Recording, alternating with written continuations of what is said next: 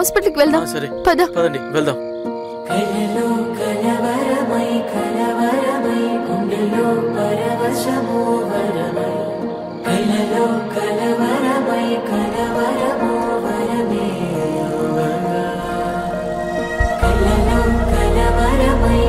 త్వరగా పోనివ్వండి. అలాగే.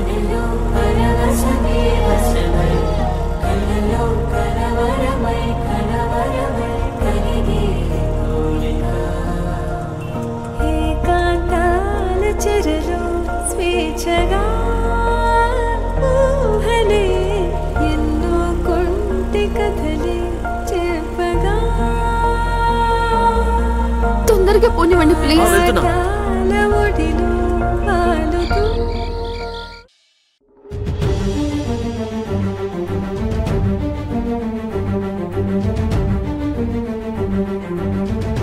ఇప్పుడు బేబీకి హార్ట్ ఫామ్ అయ్యే పరిస్థితిలో నువ్వున్నావు. స్కాన్ రిపోర్ట్ చెక్ చేశాను. నువ్వే అనవసరంగా ఎందుకో స్ట్రెస్ అవుతున్నావు.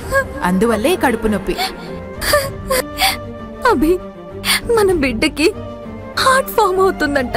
ఇది వినేప్పుడు నువ్వు నా పక్క నుండుంటే ఎంతో సంతోషపడేవాడివి.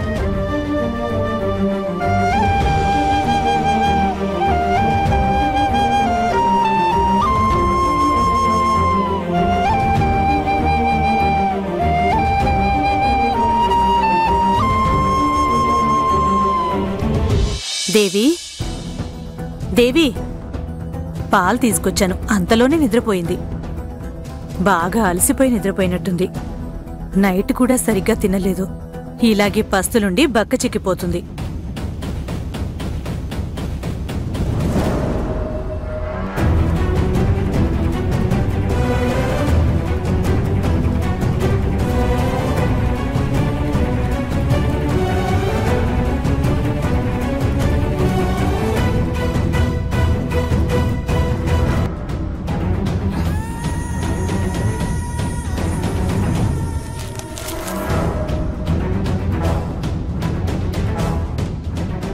ఏంటిది? హాస్పిటల్ రిపోర్ట్లా కనిపిస్తుంది. ఎవరి రిపోర్ట్ ఇది? ఇదెందుకు తీసుకొచ్చింది?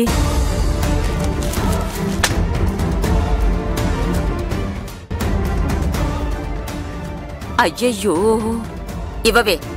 ఇలా ఎవరిదత్తయ్యా? ఇది ఎవరి రిపోర్టు? వదలండి అత్తయ్యా. ఇంగ్లీష్లో రాసుంది, అందుకే నాకు అర్థం కాలేదు. అర్థం కాలేదు కదా? అయితే ఇవ్వు. ఇవ్వమంటున్నాను కదా. ఇవ్వమంటున్నాను కదా, ఇవ్వు. ఇది ఎవరి రిపోర్ట్ చెప్పు దేవి. నువ్వు కూడా ఏడ్చినట్టున్నావు. నీ పక్కన రిపోర్ట్ ఉంది. హాస్పిటల్కి ఏమైనా వెళ్ళావా? లేదు. అవును నానమ్మ, నేను దేవి హాస్పిటల్కి వెళ్ళాం. అయితే ఏంటి? ఏంటి? ఏమైంది? తననెందుకు హాస్పిటల్కి తీసుకెళ్లారు? నేను తనని తీసుకువెళ్ళలేదే, తనే నన్ను తీసుకుని వెళ్ళింది. ఇది నా రిపోర్టు. తట్టుకోలేకపోతున్నాను. ఏం జరుగుతుంది ఇక్కడ? మామయ్య, ఏదో తప్పు జరుగుతుంది. అత్తయ్య దేవి ఇద్దరూ హాస్పిటల్కి వెళ్లారు. అడిగితే ఏమీ చెప్పడం లేదు. ఆయన్ని రానివ్వండి, నేను ఆయనకే చెప్తాను. అదే, నా కొడుకుని ప్రశాంతంగా ఉండనివ్వవా? అయితే ఏమైందో చెప్పండి. నీకు సమాధానం చెప్పుకునే స్థాయికి నా పరిస్థితి వచ్చింది. అదేంటో చెప్పండి అత్తయ్య. ఉదయం గుండెల్లో నొప్పి వచ్చింది. నువ్వు ఇంట్లో లేవు, అందుకే దేవిని తీసుకుని హాస్పిటల్కి వెళ్ళాను. గుండె నొప్పా? అదేంటంటే గుండె నొప్పి అని ఆసుపత్రికి వెళ్ళాం. కానీ డాక్టర్ అది గ్యాస్ట్రిక్ ట్రబుల్ అని చెప్పాడు. డాక్టర్ టెస్ట్లన్నీ చేసి 100 ఏళ్లు బతుకుతానని చెప్పారు. కానీ దేవి ముఖం ఎందుకని ఏడ్చినట్టు కనిపిస్తుంది? అది నానమ్మకు పాపం ఇలా అయిందని దేవి కాస్త బాధతో కన్నీళ్లు పెట్టుకుంది. అదేనే నిజమైన ప్రేమంటే. సరే, నువ్వు పాలు తాగు, నేను వెళ్తున్నా. ఆగాగు. నా కొడుకుతో అడ్డదిడ్డంగా ఏమైనా చెప్పావంటే వాడు ఆకాశం అంత ఎత్తే గుర్తాడే. అర్థమైందా? అదేం లేదని తెలిసింది కదా, నేనెందుకు చెప్తాను? సరే సరే, నాకు ఒక సొంటి కాఫీ పెట్టి తీసుకురా. నాకు కూడా తీసుకురా.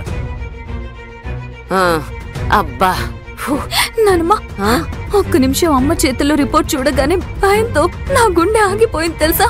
నీకు మాత్రమేనా? నాకు కూడా. ఏమే ఇంత అజాగ్రత్తగా రిపోర్టును బయట పెట్టేస్తావా? టైం బాగుంది. మీ అమ్మకి ఇంగ్లీష్ రాదు, అందుకే సర్ది చెప్పగలిగాను. లేదంటేనా ఈ ఇంట్లో భూకంపమే వచ్చుండేది. ముందు పాలు తాగు.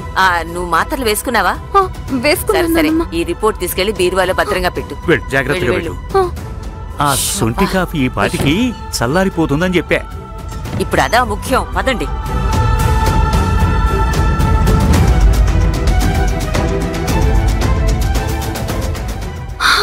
అమ్మయ్యా, అమ్మ చూసుంటే ఏమయ్యేది?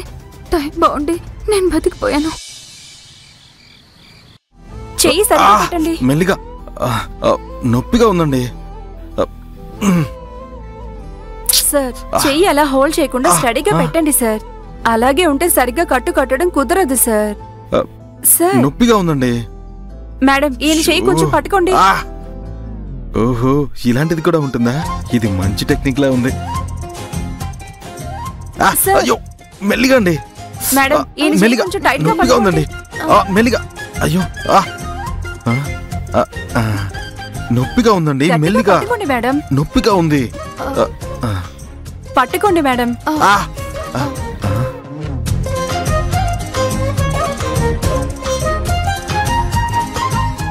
నేను టాబ్లెట్స్ తీసుకొస్తాను, వచ్చేంత వరకు కొంచెం పట్టుకోండి. బాగా నొప్పిగా ఉందా? అవును, నొప్పిగా ఉంది. నీకోసమే కదా ఈ గాయం. పర్వాలేదు, వదిలే. I'm sorry. అయ్యో, నొప్పిగా ఉంది, నొప్పిగా ఉంది, వదిలేకండి. అదేంటో తెలీదు, నువ్వు చెయ్యి పట్టుకుంటే నొప్పి లేదు, చెయ్యి వదలగానే నొప్పి వస్తుంది. ఇప్పుడు నొప్పి కొంచెం పర్వాలేదు, ఒక 2 రోజుల్లో తగ్గిపోతుంది.